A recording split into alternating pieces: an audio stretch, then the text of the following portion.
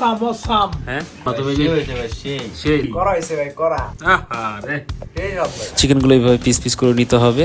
আর chicken slice করার জন্য যার যেমন যে যা আছে সেটা দিয়ে স্লাইস করে নিতে হবে। আমরা আসলে এইভাবে স্লাইস করে নিচ্ছি।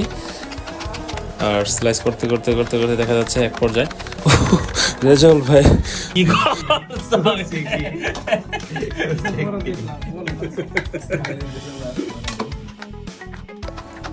চিকেনের পরিমাণটা আসলে আমরা 4 জন, আমরা 2 থেকে 2.5 কেজির মধ্যে একটা মুরগি নিয়েছি। আপনারা যেমন লোক ম্যান থাকবে সেই অনুযায়ী আপনারা মুরগি কিনে নিয়ে নেবেন।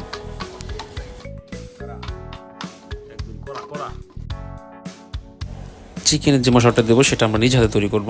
প্রথমে আমরা একটু হলুদ দিলাম, দেন আমরা একটু মরিচ দিলাম, তারপরে দিলাম একটু জিরা ফাঁকি পরিমাণ মতন,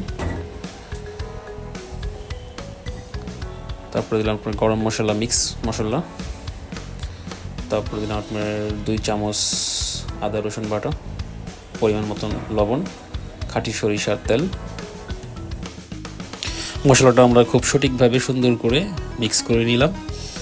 আর চিকেনগুলো এখন একটি একটি করে নিয়ে আমরা ভালো করে মিক্স করে আমরা 1 ঘন্টা এটাকে ঢেকে রাখবো।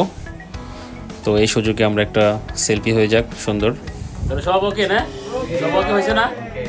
সর্বশেষ একটা কাইলা পাতিলা নিলাম আমরা এখন, ঠিক আছে? কাইলা পাতিলার মধ্যে আমরা কিছু পেঁয়াজ কুচি দিয়ে দিলাম। এটা একটা চাটনি করবো আমরা, পেঁয়াজের চাটনি। চাটনিটাও খুব স্পেশালি বানানো, ওই মশলাগুলো আমরা ঠিক একইভাবে তৈরি করে লিকুইডভাবে দিয়ে দিলাম। তো ভাজার পরে সুন্দর একটা কালার আসবে, দেন কালার ঠিক এইরকমটা হলেই আপনারা উঠিয়ে ফেলবেন। একই সেমভাবে কাইলা পাতিলের মধ্যে ভালো করে সরিষার তেল দিয়ে দেবেন। 100% সরিষার তেল দিতে হবে কিন্তু, তাহলে কিন্তু মজাটা আসবে না। খুব হাই পাওয়ার জাল ডান। তো অটোমেটিক আমরা চিকেনগুলো এইভাবে ছেড়ে দিলাম, খুব ঢেকে দিতে হবে ভালো করে। সুন্দর একটা কালার চলে আসবে, বাদামি বাদামি কালার যখন চলে আসবে তখন আপনি নিজে বুঝতে পারবেন যে এটা হয়ে গেছে। আসলে ভালো কিছু খেতে চাইলে কিছুটা কষ্ট আপনাদের করতে হবে, নিজ হাতে তৈরি করে খাবারটা আলাদা একটা টেস্ট।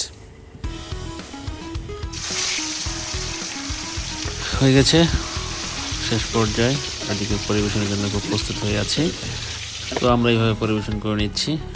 ব্যাচেলর জীবন, ব্যাচেলরের মতনই পরিবেশ, ব্যাচেলরের মতনই পরিবেশন করতেছি। সাথে আছে টমেটো সস।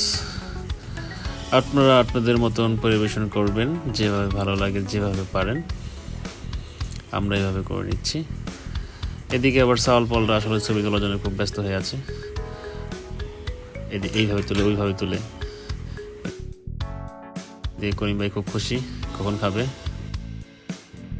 তো খাবার আগে আবার একটু সেলফি তুলে নিলাম সবাই মিলে। এখন দেখা যাক কার কেমন কেমন টেস্ট লেগেছে। কি বুঝলাম না তুমি যে সেই তাই না? তাহলে কেমনে কি করা হইছে ভাই? করা না ভাই, কেমনে কি বুঝলাম না।